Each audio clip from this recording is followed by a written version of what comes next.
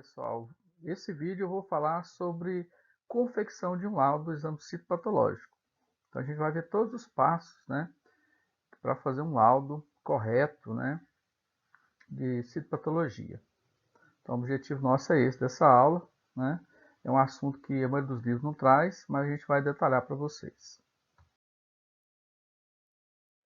Então a primeira etapa, quando o exame vai ser processado, ele tem a fase pré-analítica, é onde o material é encaminhado pelo paciente, ou às vezes o pessoal do laboratório, né, tem um serviço, né, que busca o material lá na clínica, lá no hospital, né? Então, ou pelo paciente, ou é buscado pelo próprio laboratório.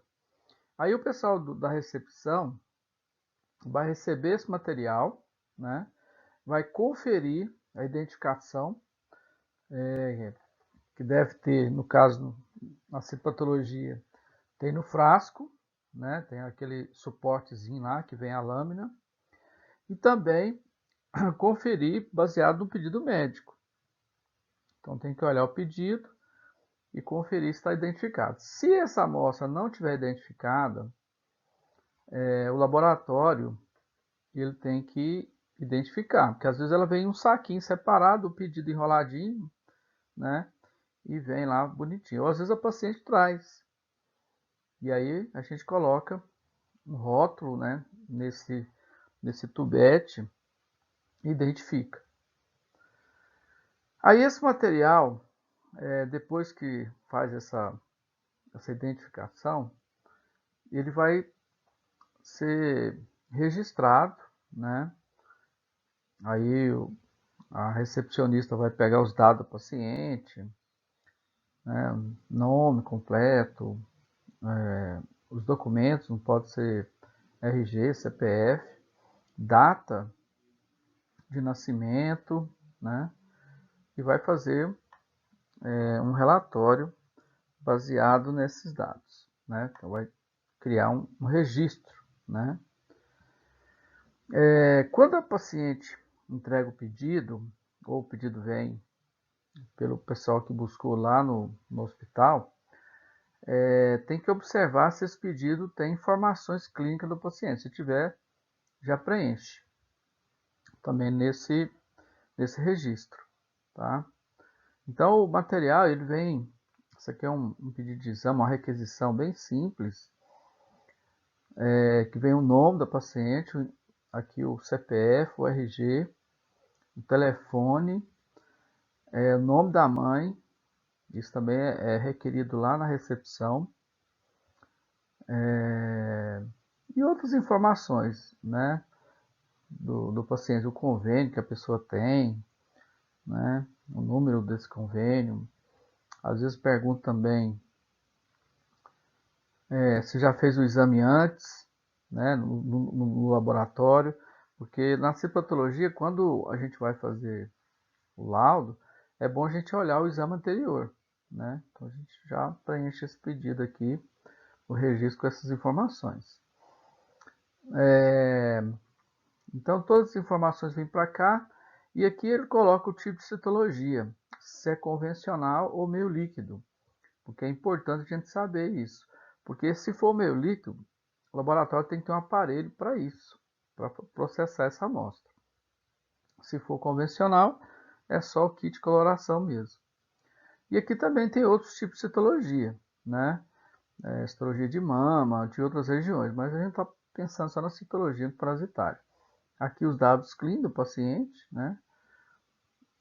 A data e o médico coloca o carimbo dele com o CRM dele, com a assinatura, né? Isso é o pedido. Depois que você conferiu e preencheu esse registro lá na recepção, a recepcionista fez isso, o material é encaminhado para o setor técnico do laboratório.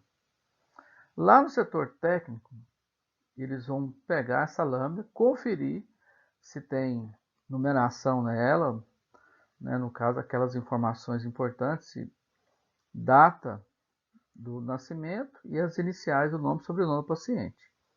Se não tiver, A gente pega o lápis e faz esse preenchimento dessa lâmina. E depois vai fazer a coloração, né? Se tiver alguma coisa nessa lâmina, alguma coisa que chama atenção, o pessoal da técnica já descreve, tá certo? Então, isso aí é a parte pré-analítica da amostra. Então, na segunda etapa, né, que agora a gente já vai analisar a amostra, então quando você recebe a lâmina, né, você vai olhar a primeira identificação. Se ela está identificada com o registro do laboratório, e aí você vai ver se a lâmina não está quebrada, né? Vai olhar a lâmina, conferir, né? Se está batendo o nome da paciente, com as iniciais do nome, com o registro, com o pedido. Vai ler o pedido, né? E vai focar essa lâmina e ver se a lâmina está satisfatória. O que é uma lâmina satisfatória? Uma lâmina satisfatória é quando ela apresenta uma boa quantidade de células, né, que não tenha grande quantidade de sangue, nem de leucócito, nem de muco. E a amostra ela tem que representar as regiões do epitélio escamoso e epitélio colunar, ou às vezes até o metaplásico. Porque se tem metaplásico ou endocervical, a gente consegue saber se a coleta foi feita na junção escamo-colunar, na JEC. Então tem que analisar isso olhando o panorama geral da lâmina. Se essa lâmina tiver algum defeito, mas que eu consiga dar laudo, por exemplo, tem sangue, muita hemácia, mas eu consiga dar laudo. Eu ponho satisfatória com ressalva e coloco na frente, grande quantidade de hemácia. Tá? Se tem muco demais, esfregaço muito grosso, qualquer defeito que eu consiga, mesmo com esse defeito, dar o laudo, eu falo que está com ressalva e coloco o motivo dessa ressalva, o que não tornou essa amostra 100%. Agora, se a amostra não tem condições de ser processada, ser analisada, eu falo que a amostra é insatisfatória e o exame acaba ali, nesse ponto. Tá? Então, se ela não tem condição de ser realizada, né, a análise desse material, já acaba ali, que a gente vai discutir para frente quais situações que a amostra é totalmente insatisfatória. Então, quando eu vou focar a lâmina, o objetivo que a gente olha lâmina de citopatologia é o objetivo de 10 vezes. Se eu ver alguma coisa que me chama atenção, 40 vezes. Imersão, só quando o médico faz pesquisa por mobilum, se ele faz essa questão, aí eu olho no óleo de imersão. Mas caso contrário, objetivo de 10 e 40 vezes. Então, quando eu vou ver a qualidade da amostra, eu foco no cantinho da lâmina, dou uma rodada geral para ver a qualidade da minha amostra, olhando dessa forma aqui. De acordo com o esfregaço, se o esfregaço for dividir a lâmina em 3 partes, aí eu olho desse jeito, foco no cantinho, olho até aqui e vou olhando dessa forma. Então, quando eu olho a lâmina, dá para me saber se o esfregaço está dividido em 2 ou 3 partes. Agora, se o esfregaço foi feito assim, longitudinal, aí eu foco no canto e vou até o final e vou olhando a lâmina dessa forma, seguindo esse desenho aí. Então a gente analisa a lâmina toda, não é igual exame de sangue que a gente conta 100 células. Então na citologia a gente analisa a lâmina toda, tá? Seguindo esses esqueminhas aqui. E esse primeiro aqui é apenas para ver a qualidade da amostra, se é satisfatória com ressalva ou ela é insatisfatória. Se for insatisfatória, acabou o exame. Agora, se ela for com ressalva ou satisfatória, a gente vai continuar a analisar seguindo esses dois modelos aqui. Então, a amostra satisfatória, eu observo que está bem identificada, se a lâmina não está quebrada, se a lâmina está bem fixada, né? Então, como que eu sei que está bem fixada? Pela coloração e o material, eu consigo ver bem as células, né? E tem boa celularidade. O que é isso? Tem células espalhadas na lâmina toda, né? Não é só um pouquinho em determinado local. Tem muita célula espalhada. E se tem representação de epitélio escamoso e endocervical. Se não tem célula endocervical, mas tem célula metaplásica, para mim também indica que foi coletado da região da JEC, tá? Então, isso que é uma amostra satisfatória, que ela apresenta esses critérios aí. Coloração fica boa, bem fixada, o material não está amontoado demais, está bem espalhado, né? E tem representação do epitélio da junção escamo-colunar, que pode ser colunar, né? A endocervical ou metaplásica. E células epitélio escamoso. Então, quando eu olho uma lâmina, e para mim saber se ela tem muitas células, eu olho seguindo esse critério aqui, ó. Então, se eu olhei só tem esse pouquinho de célula aqui, né? Muito sangue nesse caso aqui, ó. Então é pobre de células. Células que eu falo são células epiteliais, né? Então, quando eu olho a distribuição dessa amostra, ó, isso aqui, uma amostra está boa, né? Só para vocês comparar os campos. Tem muitas células, né? Agora, quando eu olho só um pouquinho, não tem mais nada, eu só vejo sangue, só vejo muco, tá pobre em célula, tá? Se a gente olha tanto no objetivo de 4 vezes, de 20, de 10, né? De 4 vezes também dá para você ter uma noção dessa celularidade aí, tá bom? Aqui, ó, já está uma outra situação. Nós estamos vendo muitos polimorfos nucleares e as células que a gente está observando aqui, elas não estão bem fixadas. Tem essas bolhas aqui, você vê que a célula está com a coloração ruim, né? Você vê que o núcleo e o citoplasma praticamente está da mesma cor. Então, isso é defeito de fixação. Ela tinha que estar igual essa célula aqui, tá vendo? O núcleo e o citoplasma estão nítidos, ó.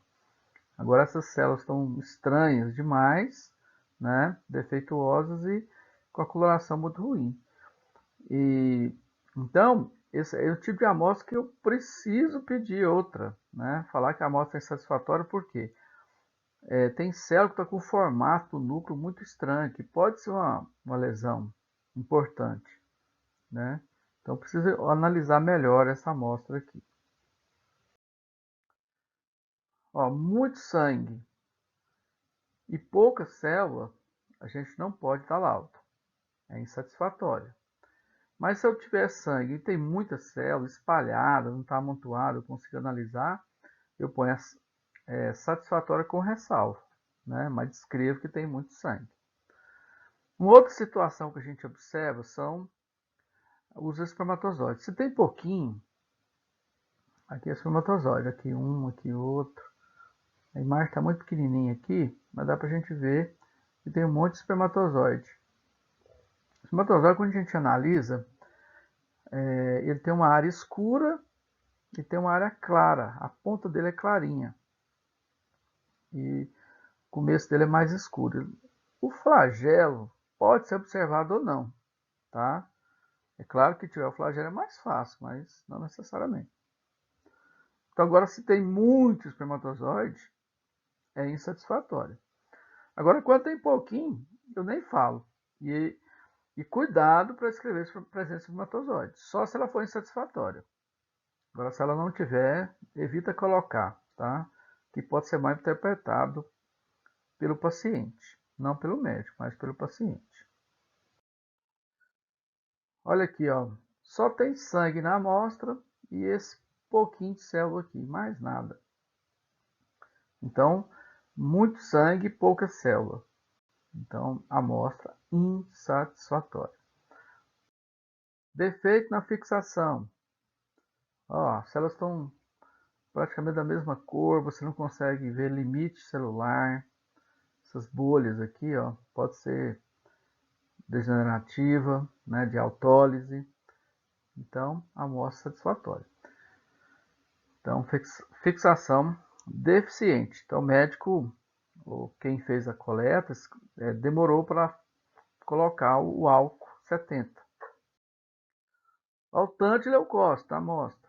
Então, aquele caso que eu já falei em outras situações, que quando a gente vai fazer coleta, a primeira coisa que eu tenho que olhar, quando afastar a parede antero-posterior da vagina, olhar se está cheio de secreção.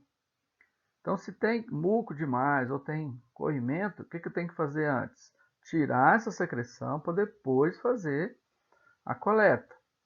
Não adianta mandar isso aqui para a gente analisar o tanto de polimorfo. Só tem polimorfo na amostra. Só tem leucócito, não adianta nada. Tá? Então a amostra também é insatisfatória. Isso acontece também com muco em excesso. Olha aí. Sangue e o esfregaço grosso, denso. Você não consegue ver as células isoladas.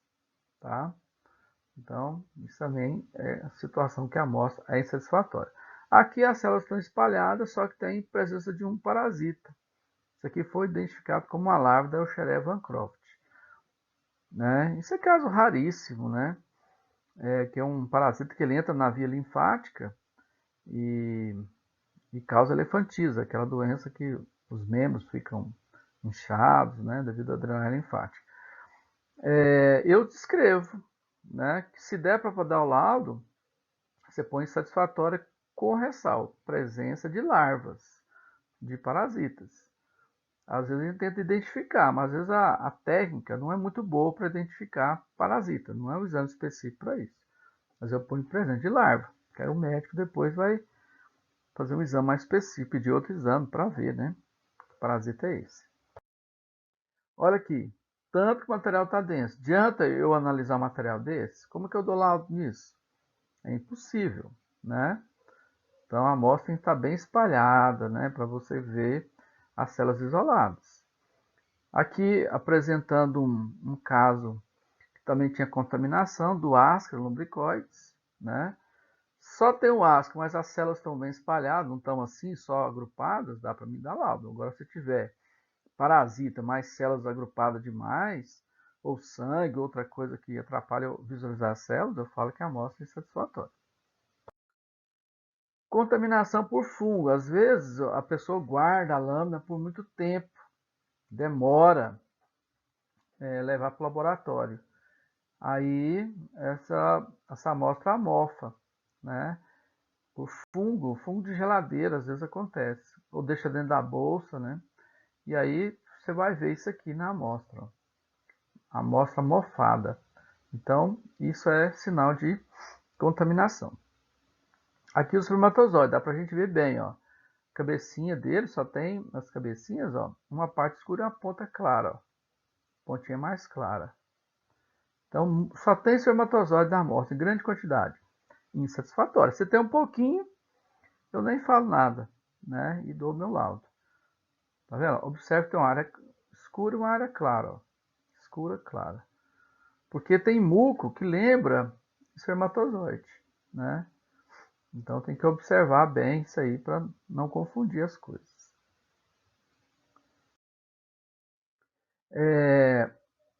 O laboratório tem alguns, né, que coloca câmera.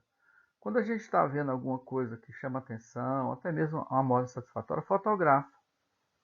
Porque você documenta que aquele material não está em boas condições para ser analisado. Então hoje tem condições de você fotografar tanto as situações de insatisfatório, como também as alterações que você acha importante que o médico veja, tá? Então, colocar um equipamento com câmera fotográfica melhora muito a qualidade do seu exame, né, de uma forma geral. Hoje, quando a pessoa está fazendo análise de uma amostra, geralmente tem um computador do lado. Então, ele vai analisando, né, vai fazendo a leitura da lâmina e vai digitando os códigos de acordo com o que eu está vendo. E aí o programa vai fazendo o laudo, né?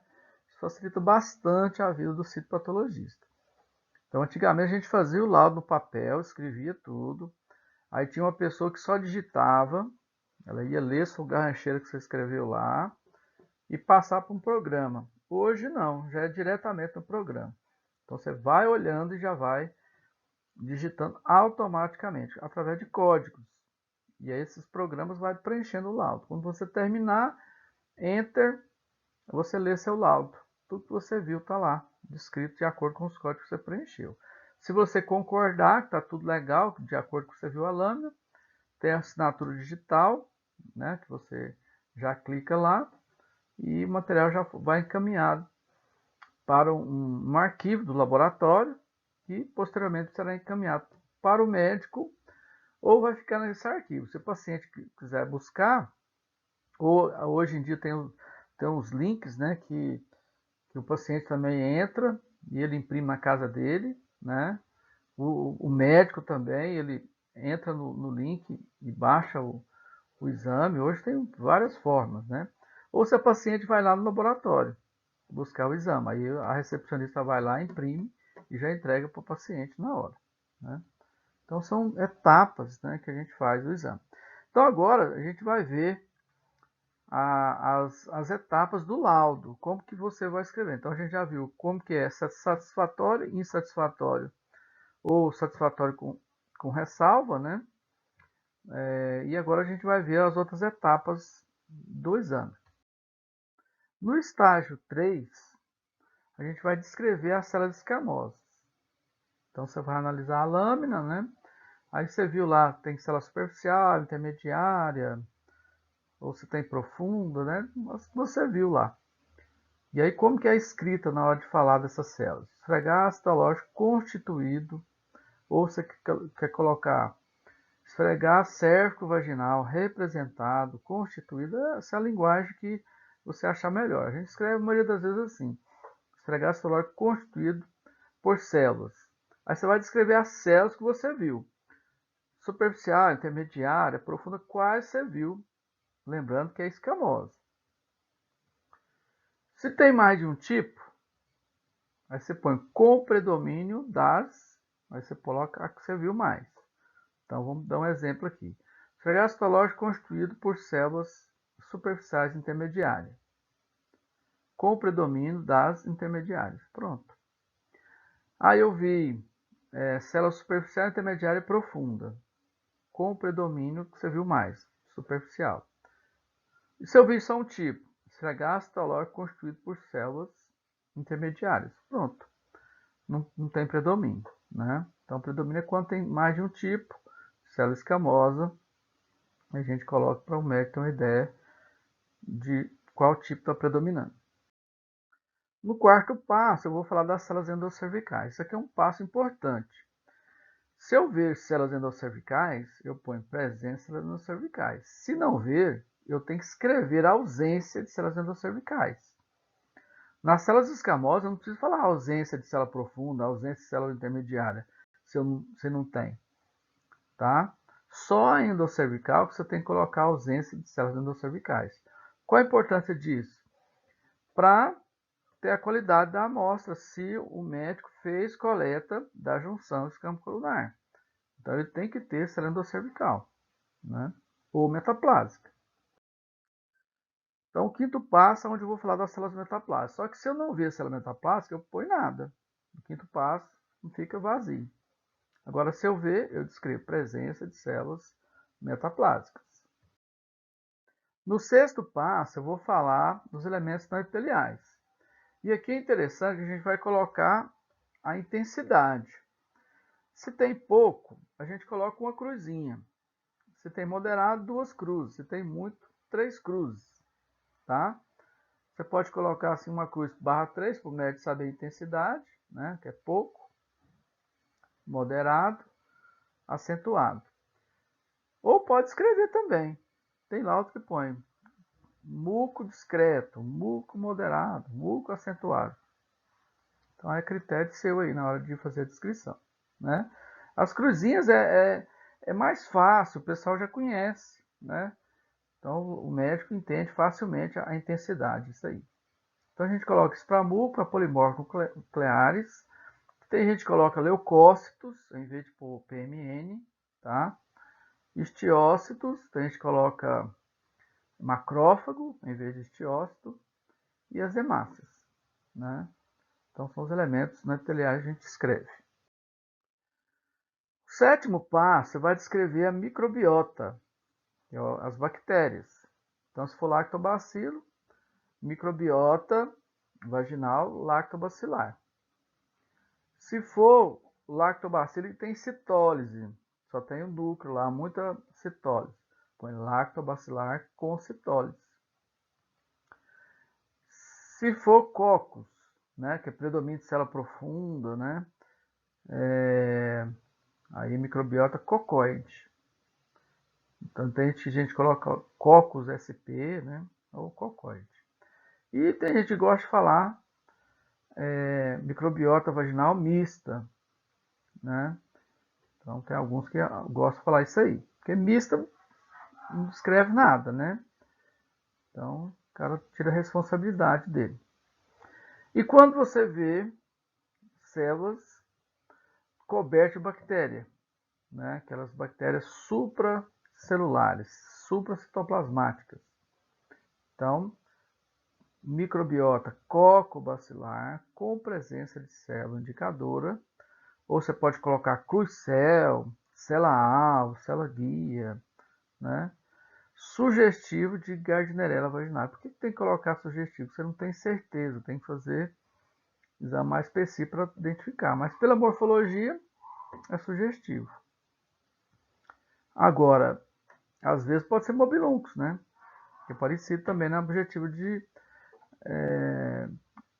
40 vezes, né? Então, de 10 a 40 não dá para você diferenciar Gardnerella de mobilunx. Passo 8, descrever os outros patógenos.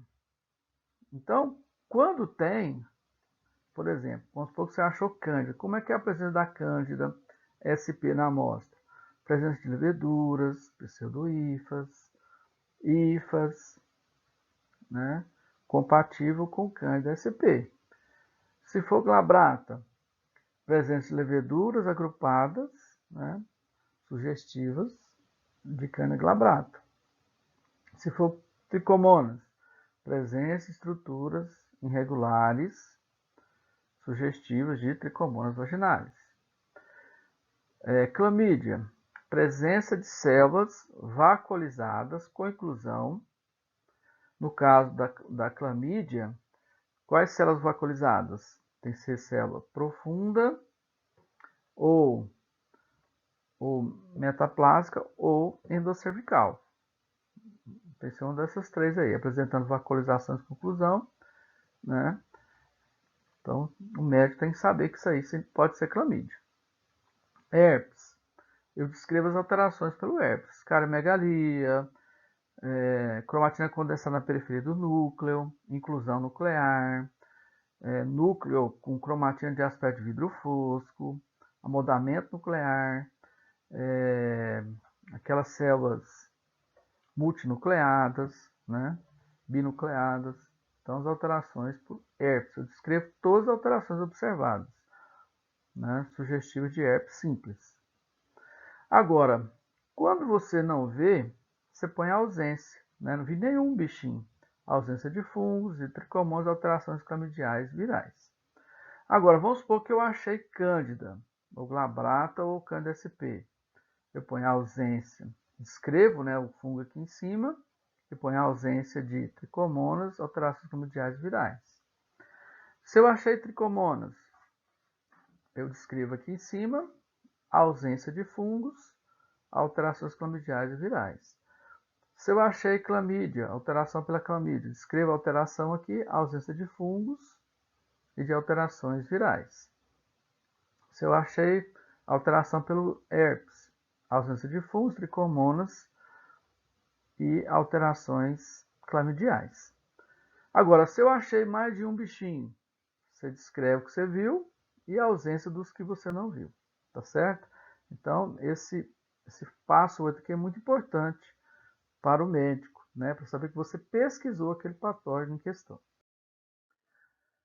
E quando a lesão é pré-neoplásica, lesão sugestiva de HPV, de câncer, né, ou lesões pré-neoplásicas indeterminadas, né, tem ascos, agos, a gente escreve aqui, no passo 9. Então, a citologia oncótica, então a gente fala citologia oncótica, 2 pontos. Presença de cardiomegalia, colocitose, né? É alteração pelo HPV, que é também lesão intraepitelial de baixo grau. Só que o baixo grau aqui pode ser com ou sem colocitose. São aquelas lesões espalhadas na amostra, né? Alterações nucleares, né? Agora, se for em grande quantidade e numa mesma região da lâmina, lesão intraepitelial de alto grau. Todas essas lesões oncóticas têm que ser descritas detalhadamente, tá? Tem que chamar bastante atenção do médico. Aquelas alterações inflamatórias não neoplásicas, benignas, é só para me saber se é uma inflamação. Agora, quando é lesão neoplásica ou pré-neoplásica, eu tenho que descrever as alterações. Se for câncer, né, de colo uterino, se for escamoso, se for adenocarcinoma, mesma coisa. Tem que descrever todas as alterações observadas na parte oncótica, né, que é o passo 9, para que o médico veja essa alteração de forma bem clara. E no passo 10, finalmente, a conclusão. Então, quando eu analisei uma lâmina que ela é normal, qual que é a conclusão? Material analisado dentro dos limites de normalidade. Quando tem só lactobacilo, está dentro da normalidade. Agora, se tem lactobacilo com citólise, pode ser uma lactobacilose, quando tem muita citólise, tá? Então, põe lactobacilose. Então, o médico vai entender que tem lactobacilo em grande quantidade. Se for cocos, colpite senil, né? Que é uma inflamação por falta de hormônio, né? Então, processo inflamatório senil, colpite senil, que é descrito por essa falta de hormônio. Se for Gardnerella, qual que é a conclusão? Vaginose bacteriana. Se for clamídia, processo inflamatório ou clamidiose. Só que clamídia, para fechar o diagnóstico, fazendo exame imunológico. Então, para não criar polêmica com o médico, para você afirmar, então você põe material sugestivo de clamidiose. Segundo juízo clínico, fazer exames complementares para concluir ou excluir hipótese diagnóstica. Tá certo? Aqui você só chama a atenção do médico. Põe uma observação aqui na conclusão. Se for cândida, candidíase. Conclusão é só isso. Se for tricomonas, tricomonias. Se for herpes, processo inflamatório causado por herpes simples. Se for HPV, lesão epitelial de baixo grau. Se quiser colocar entre parênteses HPV, pode colocar, mas se você colocar isso que o médico já entende. Se for alteração que não viu colocitose, mas viu cardiomegalia, tinha muita alteração pré-neoplásica, né? Espalhada na lâmina, lesão epitelial de baixo grau. Muita lesão agrupada, em células, principalmente células pequenas, né? Hipercromática, escarióticas, lesão epitelial de alto grau. E se for câncer de colo uterino, quando for câncer que a célula aparecer célula escamosa, a gente coloca assim, carcinoma escamoso de colo uterino. Quando a célula aparecer endocervical, né, um tumor da endocervice, adenocarcinoma de colo uterino. Se o material que você analisou, as células parecer um ou outro, pode ser um carcinoma misto, né, de colo uterino. Tá? Mas a citologia, lembrar que é um exame de screener, né? Isso aqui vai chamar a atenção do médico para ele fazer um exame posterior, uma biópsia, fazer uma colposcopia para fechar o diagnóstico, tá certo? Feito o laudo, ele, além de ser enviado para o médico, para o paciente, ele deve ser arquivado juntamente com as lâminas. Material que é negativo, que não deu nada. Os laboratórios atualmente estão guardando eternamente. E os que deu positivo, nem devolve também. Fica eternamente lá no laboratório. Fica um arquivo lá para sempre o patologista reavaliar isso aí, tá bom? Agora, existe uma lei aí que até 5 anos, 3 anos, os casos negativos podem ser desprezados, as lâminas, né? Mas o laboratório sempre guarda arquivo, né, com esse material. Alguns laboratórios têm um arquivo físico, né, imprimem todos os resultados e guarda, tipo livro, né, com os respectivos datas, né? E tem laboratório que tem um arquivo na nuvem, né? Que é o melhor arquivo. Tem os backups e tal, que esse material fica lá para sempre no laboratório. Ok? Então era isso que eu queria conversar com vocês sobre os laudos de citopatologia. Até mais!